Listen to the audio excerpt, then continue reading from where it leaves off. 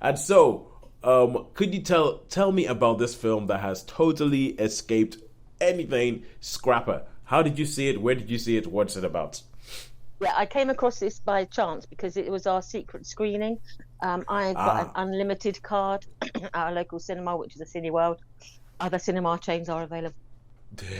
And every now and then they do a secret screening where basically anyone who's got an unlimited card racks up, sees what the film is, and then you're either to stay or you just clear off.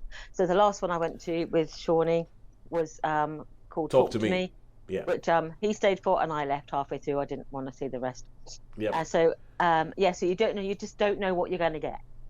And when we came to this one, this is what we got. We got Scrapper. So Scrapper is a small independent British film, and I'd only seen one trailer for it.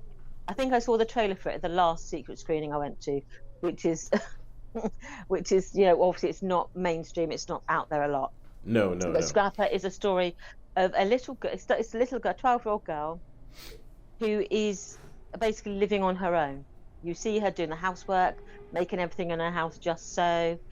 She pays the guy who works in the local petrol station to record voicemails for her, so she can play these to her teachers and she can play them to her social services. Because no one ever calls round to see her, they rely upon the phone. And she's created this character called her Uncle Winston Churchill, who the school and the social services have been in communication with via phone calls.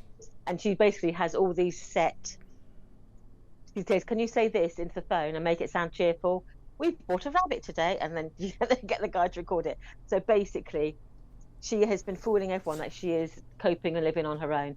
It turns out that her mother has had a degenerative disease and has recently died, Oh, and her dad is nowhere on the picture, and so she basically does not want to go.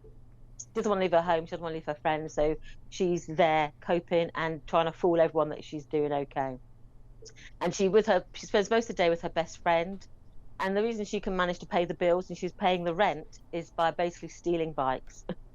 So her mates, they go out, and as soon as someone goes to work and they chain up their bike, they've got a system where basically they nick push bikes, pedal bikes, yeah, and they sell them to someone who would basically do a quick turnaround with them. yeah.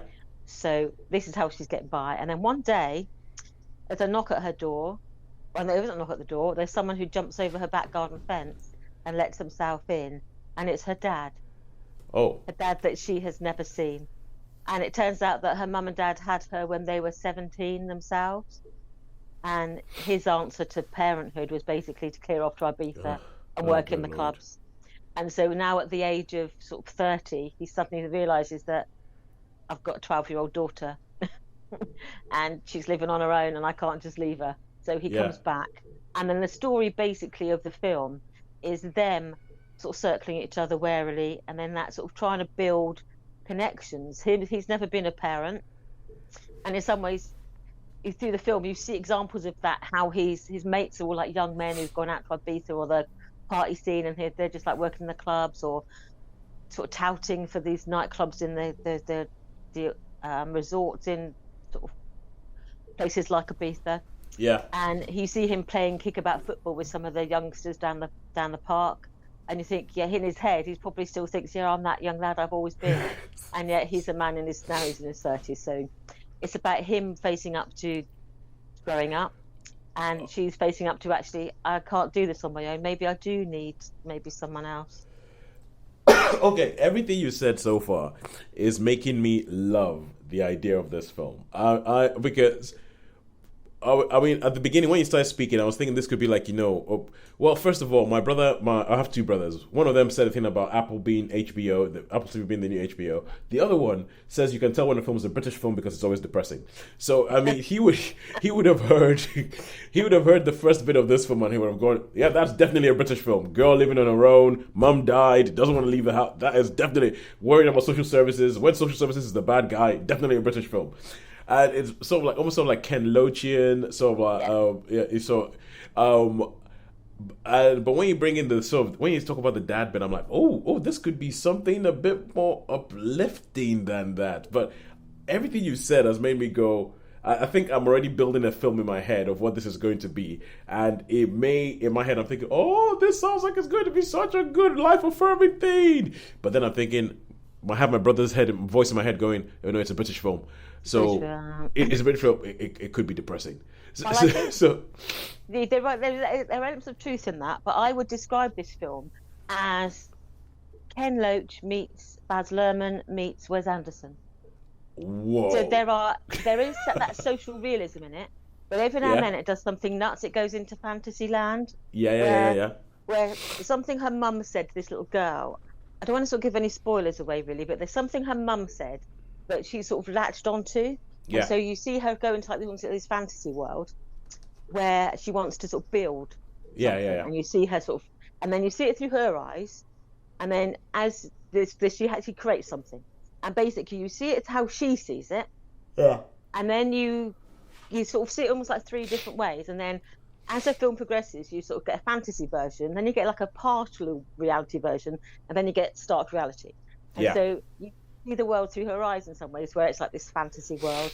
And every now and then, like in Strictly Ballroom, I don't know if you've ever seen that, Yes, I have you seen get these Scripted Ballroom. quirky Yep. characters where they talk to the camera, and they talk about the other characters saying, well, she's like this and she's a bit blah, blah, blah. And Yeah, they yeah, do yeah. that throughout the film. So you got the social services, basically this man and a woman looking just like social workers, but their room is grey. They're in a grey box, they're wearing grey.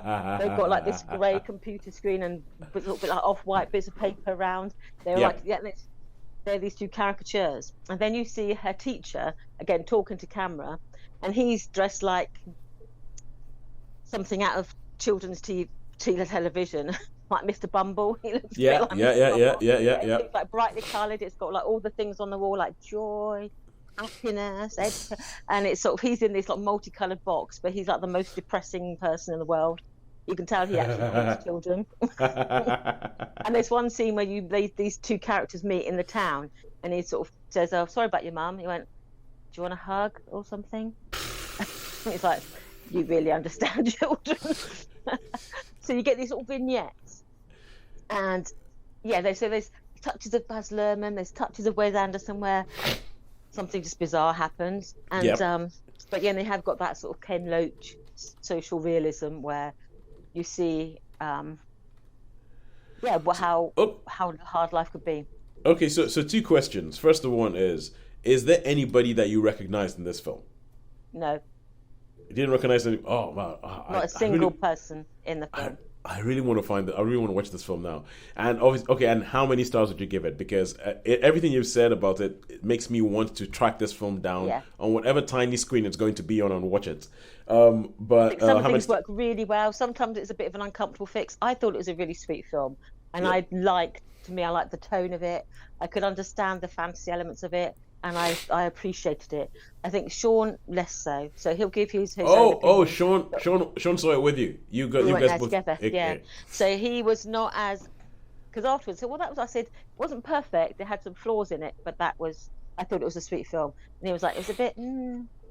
He didn't love it, but I Yeah. thought it was a good film. I liked it. I don't think it was quite a 4 for me because there's some Okay. of the things didn't quite work. There's a bit with talking spiders, which is a little bit bizarre. Oh, very Charlotte's Web, but Yeah, and so for me, I kept expecting them to pop up again, thinking, but they only sort of have like a couple of scenes where they have the talking spiders and thinking if you're going to introduce that as a theme, then it's got to be consistent. But it sort of came and then sort of they didn't bother just about it ever disappeared. Yeah. again.